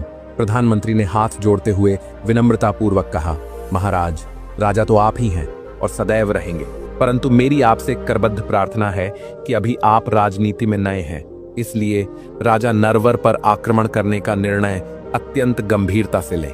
मैं मानता हूं कि नरवरपुर का राज्य हमारे राज्य से छोटा है और उनकी सेना भी हमसे कम है, और यदि युद्ध हुआ तो जीत हमारी ही होगी। लेकिन राजन, बिना कारण नरवरपुर पर आक्रमण करना न तो न्याय संगत होगा और न ही तर्क संगत। रामू झुंझलाते हुए बोला, बस बस प्रधानमंत्री जी, बहुत हो चुका आपका भाषण। हम राजा हैं और राजा बार बार अपने निर्णय नहीं बदला करते। युद्ध होगा और वह भी राजा नरवर से ही होगा। जाइए और सेना को युद्ध के लिए तैयार होने का आदेश दीजिए। प्रधानमंत्री ने गहरी सांस लेते हुए कहा, जैसी आपकी आज्ञा महाराज। आपको समझाना मेरा कर्तव्य था और मैंने अपना कर्तव्य पूर्ण कर दिया है। अब मैं सेनापति को आपका आदेश देने जा रहा हूँ। प्रधानमंत्री तत्काल सेनापति के पास पहुंचा और कहा, सेनापति जी, महाराज रामेश्वर सिंह ने आज ही नरवरपुर पर आक्रमण करने का आदेश दिया है। पूरी सेना को युद्ध के लिए तैयार कर लीजिए। सेनापति अचंभित होकर बोला, प्रधानमंत्री जी, यह अचानक क्या हो गया? आपने महाराज को समझाने का प्रयास नहीं किया? प्रधानमंत्री ने गंभीर स्वर में कहा, सेनापति जी, मैंने महाराज को बहुत समझाया, पर वे अपने निर्णय पर अडिग हैं। अब युद्ध टालने का कोई उपाय नहीं है। सेनापति ने कहा, प्रधानमंत्री जी, महाराज के आदेश का पालन करना हमारा कर्तव्य है। अब हम सेना को शीघ्र ही युद्ध के लिए तैयार करेंगे। सेनापति ने तुरंत अपनी सेना को एकत्रित कर पूरी स्थिति समझाई और आदेश दिया, सैनिकों, शीघ्रता से युद्ध की तैयारी करो। महाराज रामेश्वर सिंह आज ही नरवरपुर पर आक्रमण करने के लिए कूच करेंगे। उसी दोपहर को रामू अपनी विशाल सेना के साथ नरवरपुर की ओर बढ़ चला। उधर राजा नरवर को जब यह सूचना मिली तो वे गहरी चिंता में पड़ गए। ओह, दौलतपुर के नए राजा को यह क्या विचार आ गया? क्या प्रधानमंत्री ने उन्हें यह नहीं बताया कि स्वर्गीय राजा दौलत सिंह से हमारे कितने प्रगाढ़ संबंध थे? राजा नरवर ने गहरी सांस लेते हुए कहा, अब जब संकट सिर पर आ ही गया है तो युद्ध तो करना ही होगा, लेकिन हमारी छोटी सी सेना दौलतपुर की विशाल सेना का मुकाबला कैसे करेगी? राजा नरवर ने अपने मंत्रियों और सेनापति को बुलाकर कहा, जो भी हो, युद्ध से पीछे नहीं हट सकते। तुरंत ही सेना को युद्ध के लिए तैयार करने का आदेश दो। अगले ही क्षण नरवरपुर की सेना भी युद्ध भूमि में उतरने के लिए तैयार हो गई। जल्द ही दोनों सेनाओं का आमना सामना हुआ। कुछ ही घंटों के भीषण संग्राम के बाद नरवरपुर के सैनिक हताहत होकर युद्ध भूमि में गिरने लगे। धीरे धीरे नरवरपुर की सेना पूरी तरह कमजोर पड़ने लगी। यह देखकर राजा नरवर सोचने लगे, यदि मैं अब यहाँ रुका तो मेरी पूरी सेना समाप्त हो जाएगी और दौलतपुर का नया राजा मुझे बंदी बना लेगा। इससे पहले कि वह मुझे कैद कर ले और मृत्यु दंड दे, मुझे यहाँ से शीघ्र भाग जाना चाहिए। राजा नरवर ने जब देखा कि उसकी सेना पराजित हो रही है और अब वह युद्ध जीतने की स्थिति में नहीं है, तो उसने तत्काल अपना घोड़ा युद्ध भूमि से बाहर की ओर मोड़ लिया। शीघ्र ही वह युद्ध स्थल से बहुत दूर पहुंच गया और मन ही मन सोचने लगा, अब मैं कहां जाऊं? मेरा राज्य मेरे हाथ से छिन गया, मेरी सेना हार चुकी है, लेकिन मुझे अब महारानी त्रिशला और मेरे पुत्र युवराज सरवर की चिंता हो रही है। मैं उन्हें अकेले ही राजमहल में छोड़ आया हूं, कहीं शत्रु उन्हें कोई हानि न पहुंचा दे। राजा नरवर ने गहरी सांस लेते हुए निर्णय किया, मुझे शीघ्र ही अपने गुरु मातंग आशी के आश्रम में जाना चाहिए। वहां पहुंचने के पश्चात मैं तुरंत महारानी और युवराज को भी वहां बुलवा लूंगा। गुरुदेव का आशीर्वाद हमारे लिए रक्षा कवच बनेगा। मातंग ऋषि का आश्रम पास ही था, इसलिए उसने घोड़े की लगाम आश्रम की ओर मोड़ दी। कुछ समय पश्चात वह आश्रम पहुंचा और शीघ्र ही गुरुदेव के चरणों में गिरकर प्रणाम करते हुए बोला, गुरुवर कृपया मेरी सहायता करें। मातंग ऋषि ने स्नेहपूर्वक पूछा, वत्स नरवर, तुम इस अवस्था में यहाँ कैसे? क्या संकट आन पड़ा है? राजा नरवर ने दुखी मन से कहा, गुरुवर, दौलतपुर के नए राजा रामेश्वर सिंह ने हमारे राज्य पर अचानक ही आक्रमण कर दिया। हमारी सेना हार गई और मैं प्राण बचाकर आपके चरणों में आया हूँ। मातंग ऋषि गंभीर हो गए। यह तो बहुत दुर्भाग्यपूर्ण है वत्स। राजा नरवर की आंखों में चिंता उमड़ पड़ी। गुरुवर, मेरी महारानी त्रिशला और पुत्र युवराज सरवर अभी भी राजमहल में अकेले हैं। मुझे डर है कि कहीं शत्रु उन दोनों को भी कैद न कर ले या उनकी हत्या न कर दे। मातंग ऋषि ने गंभीर स्वर में कहा, वत्स, ऐसा नहीं होगा। मैं तुरंत अपने एक शिष्य को नरवरपुर के राजमहल में भेजकर महारानी और युवराज को यहाँ बुलवा लेता हूँ। तुम चिंता मत करो। तत्काल आर्षि के एक शिष्य को राजा नरवर के घोड़े पर बैठाकर नरवरपुर की ओर भेज दिया गया। इधर युद्ध क्षेत्र में प्रधानमंत्री ने रामू से पूछा, महाराज, नरवरपुर पर अधिकार कर लिया गया है, अब आपकी क्या आज्ञा है? रामू ने कठोर स्वर में उत्तर दिया, राजा नरवर अभी हमारी कैद में नहीं आया है, इसलिए उसे पकड़ने के लिए तुरंत ही राजमहल पर धावा बोल दो। रामू के आदेश पर सैनिक नरवरपुर के राजमहल में प्रवेश कर गए और वहां मारकाट मचाने लगे। वे शीघ्र ही उस कक्ष तक पहुंचे जहां महारानी त्रिशला और युवराज सरवर ठहरे थे। एक सैनिक ने गर्जना करते हुए कहा, महाराज, यहाँ राजा नरवर की महारानी और युवराज हैं। रामू ने क्रूरता से आदेश दिया, मेरा आदेश है कि इन्हें तुरंत कैद खाने में डाल दिया जाए। जो आज्ञा महाराज, सैनिकों ने कहा, और महारानी तथा युवराज को बंदी बना लिया गया। रामू मुस्कुराते हुए प्रधानमंत्री से बोला, दुश्मन आखिर दुश्मन ही होता है। राजा नरवर हाथ नहीं आया तो क्या हुआ? उसकी महारानी और पुत्र हमारे कब्जे में हैं। प्रधानमंत्री ने भीतर ही भीतर सोचा, लगता है रामेश्वर सिंह को दौलतपुर का राजा बनाकर हमने भारी भूल की है। यह अत्यंत क्रूर व्यक्ति है। इसी समय मातंग आशी का शिष्य नरवरपुर पहुंचा। जैसे ही वह नगर में पहुंचा, उसने सुना राजा नरवर युद्ध से भाग चुके हैं, लेकिन राजा रामेश्वर सिंह ने महारानी त्रिशला और युवराज को कैद कर लिया है। यह सुनते ही राशि का शिष्य चौंक गया। वह मन ही मन सोचने लगा, यह तो बहुत बुरा हुआ। मैं तो महारानी और युवराज को लेने आया था, परंतु अब वे शत्रु की कैद में हैं। ऐसे में मेरा राजमहल जाना व्यर्थ होगा। मुझे यहीं से लौट जाना चाहिए और यह समाचार गुरुवर को देना चाहिए। यह विचार कर वह तत्काल वापस लौट गया। जब उसने आश्रम पहुंचकर यह समाचार राजा नरवर को दिया तो राजा अत्यंत दुखी हो गया। वह फूट फूट कर रोते हुए बोला, गुरुवर, मेरी महारानी और मेरे प्रिय पुत्र को कैद कर लिया गया है। यह कितना बड़ा अन्याय है। हमने किसी का क्या बिगाड़ा था जो हमारे साथ यह अनर्थ हुआ? मातंग ऋषि ने राजा को ढांढस बंधाते हुए कहा, वत्स, धैर्य रखो। अधर्म का घड़ा जब भर जाता है तो ईश्वर स्वयं न्याय करते हैं। एक न एक दिन राजा रामेश्वर सिंह को उसके पापों का दंड अवश्य मिलेगा। राजा नरवर ने आंसू पोंछते हुए कहा, गुरुवर, अब हमारा सब कुछ लुट चुका है, हम अब कहां जाए? मातंग ऋषि ने प्रेम पूर्वक कहा, वत्स, तुम्हें कहीं जाने की आवश्यकता नहीं है। अब तुम हमारे आश्रम में ही रहोगे। मैं वचन देता हूं कि शीघ्र ही तुम्हारा राज्य, तुम्हारी महारानी और तुम्हारा पुत्र तुम्हें वापस मिलेंगे। जैसी आपकी आज्ञा गुरुवर, राजा नरवर ने नतमस्तक होकर कहा। उधर रामू ने नरवरपुर में घोषणा कर दी, नरवरपुर के नागरिकों, आज से यह राज्य मेरे अधीन है।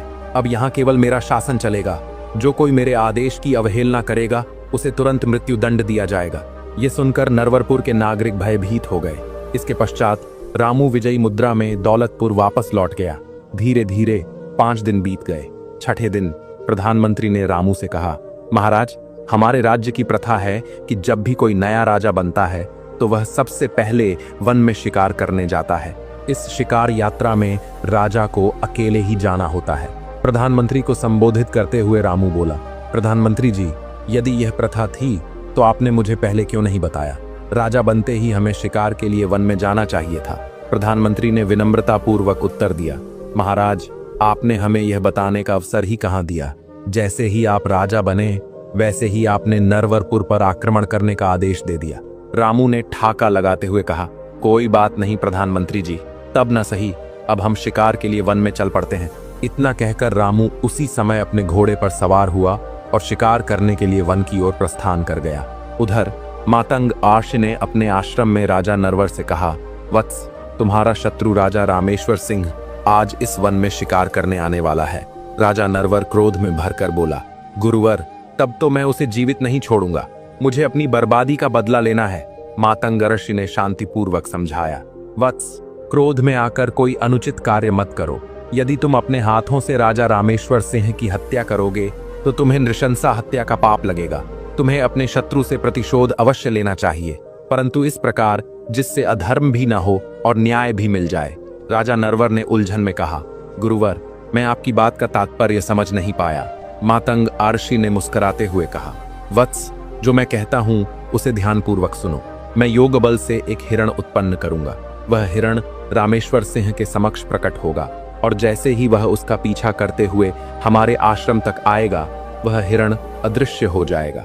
तब तुम उसे अपने मार्गदर्शन में लो और उचित समय पर अपनी योजना को साकार करो।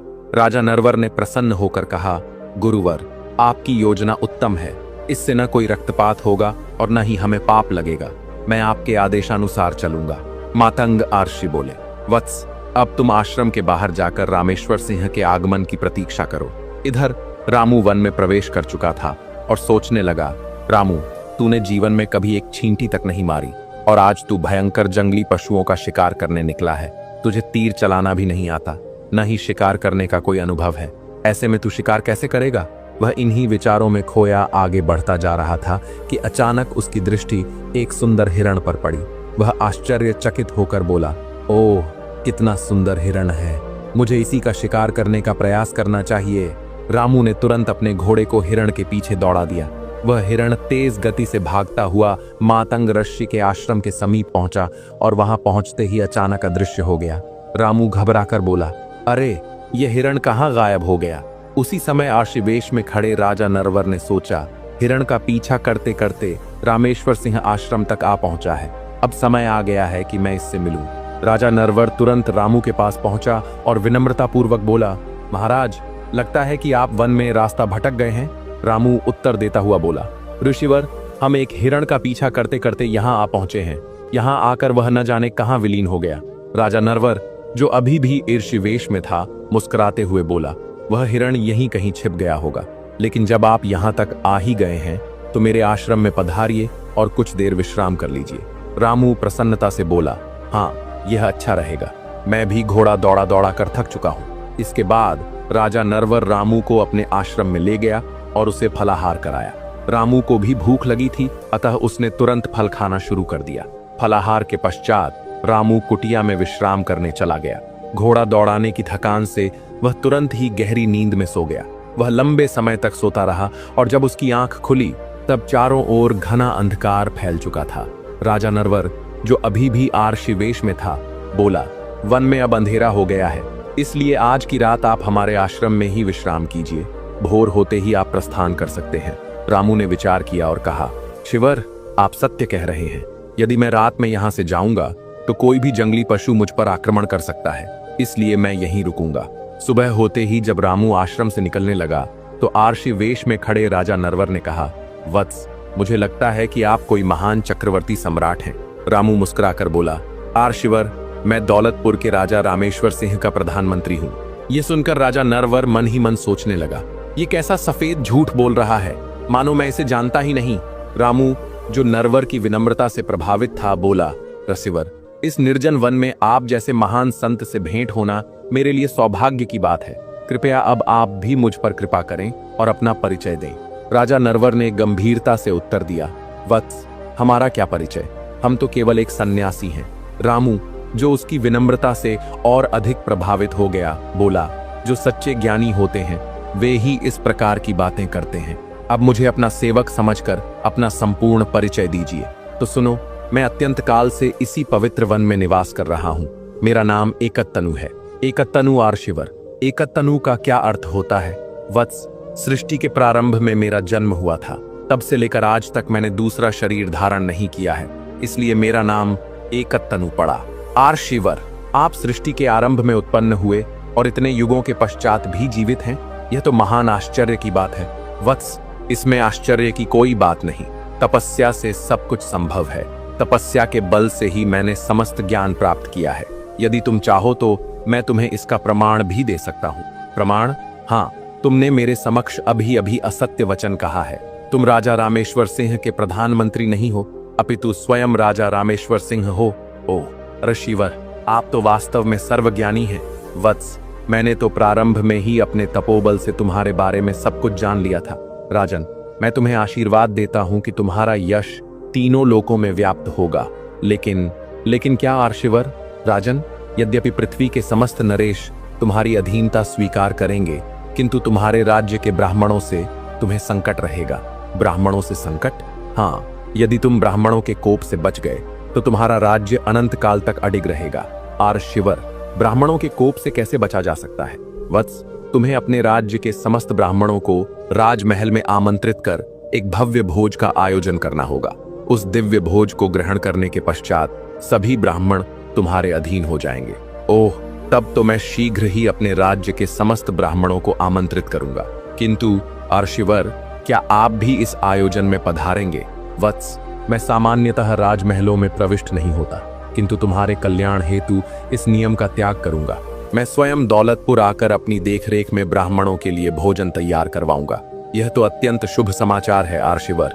तो फिर जैसा मेरा आदेश है ठीक वैसा करो। 3 दिन पश्चात मैं दौलतपुर पहुंचूंगा, तभी तुम ब्राह्मणों को आमंत्रित करना। जैसा आपका आदेश आर्शिवर। इसके पश्चात राजा रामेश्वर सिंह घोड़े पर आरूढ़ होकर अपने राज्य दौलतपुर की ओर प्रस्थान कर गया। नरवर पावन अर्षि के चरणों में पहुंचकर विनम्रता पूर्वक बोला, गुरुवर, आपने जैसा आदेश दिया था मैंने वैसा ही किया। अब मुझे आगे क्या करना है? वत्स, मैं तुम्हें एक दिव्य जड़ी बूटी का रस प्रदान करूंगा। जब तुम दौलतपुर पहुंचो तो सबसे पहले राजा रामेश्वर सिंह के सीधे हाथ की हथेली पर उस रस को अर्पित करना। गुरुवर, ऐसा करने से क्या होगा? वत्स, रामेश्वर सिंह के हाथ में एक ज्योतिषी ने कृत्रिम राजयोग की रेखा बना दी है। जैसे ही तुम उस दिव्य रस को उसकी हथेली पर अर्पित करोगे, वह रेखा उसी क्षण विलीन हो जाएगी। उसके साथ ही राज्य के लोग उसके विरुद्ध होने लगेंगे और भोज के दिन जो अन्न ब्राह्मणों को अर्पित किया जाएगा वह अत्यंत उत्तम और शुद्ध होते हुए भी उन्हें मांस के टुकड़ों के समान प्रतीत होगा। गुरुवर, फिर क्या होगा? वत्स, भोजन में मांस देखकर समस्त ब्राह्मण क्रोधित हो उठेंगे और अपने क्रोध में वे रामेश्वर सिंह को शाप दे देंगे। तत्पश्चात राज्य के लोग रामेश्वर सिंह को त्याग कर तुम्हें राजा बना देंगे। इस प्रकार तुम्हारा प्रतिशोध भी पूर्ण होगा और तुम अपनी धर्मपत्नी एवं पुत्र को कारागार से मुक्त कराकर सुखपूर्वक जीवन व्यतीत करोगे। जैसा आपका आदेश गुरुवर। उधर दौलतपुर पहुंचने पर रामू ने प्रधानमंत्री से कहा, प्रधानमंत्री जी, अब हम इस राज्य के नरेश हैं। एक राजा को अपने खजाने का ज्ञान होना आवश्यक है। हम खजाने का निरीक्षण करना चाहते हैं। जैसा आपकी आज्ञा महाराज। प्रधानमंत्री तुरंत ही रामू को खजाने में ले गया। अपार धन दौलत देखकर रामू चकित रह गया और सोचने लगा, ओह, इतनी अपार संपत्ति, हमने तो स्वप्न में भी इतना वैभव नहीं देखा। रामू खजाने का निरीक्षण ही कर रहा था कि उसकी दृष्टि खाली संदूकों पर पड़ी। वह जिज्ञासावश प्रधानमंत्री से पूछने लगा, प्रधानमंत्री जी, ये संदूक खाली क्यों पड़े हैं? इनका धन कहाँ गया? महाराज, पिछले वर्ष राज्य में भयंकर अकाल पड़ा था, तब इन संदूकों की स्वर्ण मुद्राएं दीन दुखियों को वितरित कर दी गई थीं। तभी से ये संदूक रिक्त हैं।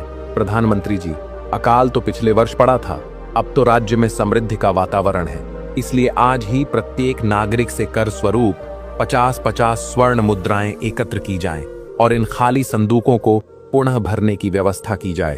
प्रधानमंत्री ने अचरज से कहा, महाराज, आप क्या कह रहे हैं? प्रजा अभी पिछली विपदा से उबर भी नहीं पाई है, ऐसे में उन पर इतनी शीघ्र इतना भारी कर लगाना क्या उचित होगा? प्रधानमंत्री जी, हमारे आदेश की अवहेलना मत कीजिए, आज से ही इस आज्ञा का पालन किया जाए। जैसा आपका आदेश महाराज। उसी दिन से सैनिकों ने प्रत्येक नागरिक, चाहे वह धनिक हो या निर्धन, से कर के रूप में 50-50 स्वर्ण मुद्राएं एकत्र करना आरंभ कर दिया। कर वसूली के इस कठोर आदेश को देखकर राज्य के लोग रामेश्वर सिंह को कोसने लगे। 3 दिन पश्चात जब समय पूर्ण हुआ, तब पावन आरष्य के वेश में राजा नरवर रामू के समक्ष उपस्थित हुआ। रामू ने आरशीवर को देखते ही श्रद्धा से कहा, आइए आरशीवर, आपका स्वागत है। राजमहल में प्रवेश करते ही आरशी बोले, राजन, अपने हाथ आगे बढ़ाइए, मैं आपके हाथों को पवित्र अमृत से धोना चाहता हूँ। ये सुनते ही रामू ने विनम्रता से अपने दोनों हाथ नरवर के आगे बढ़ा दिए। लीजिए आरशीवर। तब नरवर ने अपने कमंडल से दिव्य जड़ी बूटी का रस लेकर उसके हाथों पर अर्पित किया और बोले, कल्याणम भवंतु। जैसे ही वह रस रामू के हाथों पर पड़ा, दिवाकर द्वारा खींची गई कृत्रिम राजयोग की रेखा उसी क्षण लुप्त हो गई। नरवर बोले, महाराज, अब आप आज ही संध्या के समय समस्त ब्राह्मणों को राजमहल में भोज हेतु आमंत्रित करें। ऋषिवर, मैं तुरंत ही दूतों को ब्राह्मणों के पास भेजता हूँ। रामू ने शीघ्रता से राजकीय दूतों को भेजकर ब्राह्मणों को आमंत्रित किया। उनके लिए राजकीय पाकशाला में उत्तम सात्विक भोजन तैयार करवाया गया। संध्या समय जब समस्त ब्राह्मणों को भोजन परोसा गया तो अचानक वे चिल्लाने लगे, अरे यह क्या, भोजन में मांस के टुकड़े। रामू घबरा गया और बोला, लेकिन यह कैसे संभव है, हमने तो सात्विक भोजन ही बनवाया था। ब्राह्मणों के प्रधान आर्षि क्रोधित होकर बोले, राजा रामेश्वर सिंह, क्या तू यह भूल गया कि ब्राह्मणों को केवल सात्विक भोजन ही परोसा जाता है? तामसी भोजन देकर तूने हमारा घोर अपमान किया है। जा, हम तुझे श्राप देते हैं कि तू अपना राजपाट तुरंत ही त्याग कर निर्धन हो जाए। जैसे ही यह श्राप उच्चारित हुआ, रामू का रूप बदल गया। वह राजा से एक साधारण निर्धन व्यक्ति में परिवर्तित हो गया। यह देखकर राजा नरवर बोले, रामेश्वर सिंह, यह तेरे अभिमान और अधर्म का ही परिणाम है। तूने मेरे निर्दोष परिवार और राज्य को जो कष्ट दिए, यह उसी का फल है। रामू हतप्रभ होकर बोला, आप यह क्या कह रहे हैं? आप कौन हैं? मैं नरवरपुर का राजा नरवर हूँ। रामेश्वर सिंह, मैं चाहूं तो अभी तुझे दंड दे सकता हूं, लेकिन मेरे गुरु ने मुझे ऐसा करने से रोका है। तभी आकाशवाणी हुई, रामू, तेरी भलाई इसी में है कि तू तुरंत ही अपना राज्य राजा नरवर को समर्पित कर दे और यहां से चला जा, अन्यथा इस राज्य की कुल देवी तुझे भस्म कर देगी। आकाशवाणी सुनते ही भयभीत रामू ने कांपते हुए कहा, राजा नरवर, मैं अपना राज्य आपको सौंपता हूं। यह देखकर प्रधानमंत्री मन ही मन प्रसन्न हुआ और सोचने लगा, चलो इस क्रूर और मूर्ख राजा से छुटकारा मिला। रामू महल से बाहर निकलते ही व्यथित होकर सोचने लगा, वाह रे मेरे भाग्य, तूने भी मेरे साथ कैसा छल किया। पहले राजा बनाया और कुछ ही दिनों में रंक बना दिया। तभी उसके समक्ष एक दिव्य पुरुष प्रकट हुए। रामू ने विस्मित होकर पूछा, आप कौन हैं? मैं वही हूँ जिसे तुम अभी कुछ क्षण पूर्व कोस रहे थे। तुम्हारा भाग्य। ओह, तो आप मेरे भाग्य हैं? कृपया यह बताइए कि आपने मेरे साथ यह अन्याय क्यों किया? भाग्य देवता बोले, रामू, अन्याय मैंने नहीं, बल्कि कौशांबी के हस्तरेखा विशेषज्ञ दिवाकर ने किया था। उसने जबरन तेरे हाथ में नकली राजयोग की रेखा बना दी, जबकि तेरे भाग्य का निर्णय तो मैं करता हूँ। जब तेरे भाग्य में राजा बनना लिखा ही नहीं था, तो दिवाकर उसे कैसे बदल सकता था? यह सुनते ही रामू निराश हो गया। भाग्य देवता बोले, चलो अब हम कौशांबी के हस्तरेखा विशेषज्ञ दिवाकर के पास चलते हैं। जब वे दोनों दिवाकर के पास पहुंचे तो दिवाकर आश्चर्यचकित होकर बोला, राजा रामेश्वर सिंह, आप और इस वेश में? भाग्य देवता मुस्कुराकर बोले, दिवाकर, देखा तुमने, रामू 1 माह भी राजा बनकर नहीं रह सका। दिवाकर स्तब्ध होकर बोला, पर यह कैसे हुआ? मैंने तो इनके हाथ में राजयोग की रेखा बनाई थी। भाग्य देवता गंभीर स्वर में बोले, जिस प्रकार वह रेखा बनाई गई थी उसी प्रकार मिट भी गई। यह सुनकर दिवाकर पश्चाताप से बोला, भाग्य देवता, मैंने आपकी व्यवस्था को बदलने का प्रयास किया, लेकिन मैं असफल रहा। भाग्य देवता बोले, दिवाकर, तुम एक विद्वान हो, स्मरण रहे, कभी भी अपनी विद्या का अनुचित प्रयोग मत करना। फिर उन्होंने रामू की ओर देखते हुए कहा, रामू, अब तू अपने घर लौट जा। तेरी धर्मपत्नी जानकी तेरे बिना व्याकुल है। जाओ, परिश्रम से अपने परिवार का पालन पोषण करो, यही तेरे भाग्य में लिखा है। रामू ने सिर झुकाकर कहा, जैसा आपका आदेश भाग्य देवता। भाग्य देवता अदृश्य हो गए। रामू वहां से अपने घर की ओर चल पड़ा। दर्शक बंधु, अभी यह जानेंगे कि किन 3 कारणों से औलाद माता पिता को बुढ़ापे में घर से निकाल देती है। बुजुर्ग माता पिता को घर से निकालने के पीछे कई सामाजिक और व्यक्तिगत कारण हो सकते हैं। 1, आर्थिक बोझ और स्वार्थ। कई बार संतान माता पिता को आर्थिक बोझ समझने लगती है, खासकर तब जब वे नौकरी नहीं कर रहे होते और उनकी देखभाल में खर्च बढ़ जाता है। स्वार्थी संतानें अपने ऐशो आराम के लिए माता पिता को बोझ मानकर घर से निकाल सकती हैं। 2. संस्कारों और पारिवारिक मूल्यों की कमी। यदि संतान को सही संस्कार नहीं मिले हैं या उनमें माता पिता के प्रति सम्मान की भावना नहीं है तो वे उन्हें उपेक्षित कर सकते हैं और अंततः घर से बाहर निकाल सकते हैं। बदलती जीवन शैली और पश्चिमी संस्कृति का प्रभाव भी इसका एक कारण हो सकता है। 3. पति पत्नी के मतभेद और पारिवारिक कलह। कई बार बहू या दामाद को ससुराल वालों के साथ रहना पसंद नहीं होता, जिससे पारिवारिक कलह बढ़ती है। यदि संतान अपने जीवन साथी के दबाव में आ जाती है तो वह माता पिता को घर से बाहर निकाल सकती है। ये समाज के लिए चिंता का विषय है और इसके समाधान के लिए सही शिक्षा, नैतिक मूल्यों की शिक्षा और बुजुर्गों के अधिकारों की रक्षा आवश्यक है। दर्शक बंधु, माता पिता का सम्मान और देखभाल हमारी नैतिक जिम्मेदारी है। हमें यह समझना चाहिए कि जिन्होंने हमें जीवन दिया उनकी सेवा करना हमारा कर्तव्य है। इस विषय पर आपके क्या विचार हैं? हमें कमेंट में जरूर बताएं। धन्यवाद।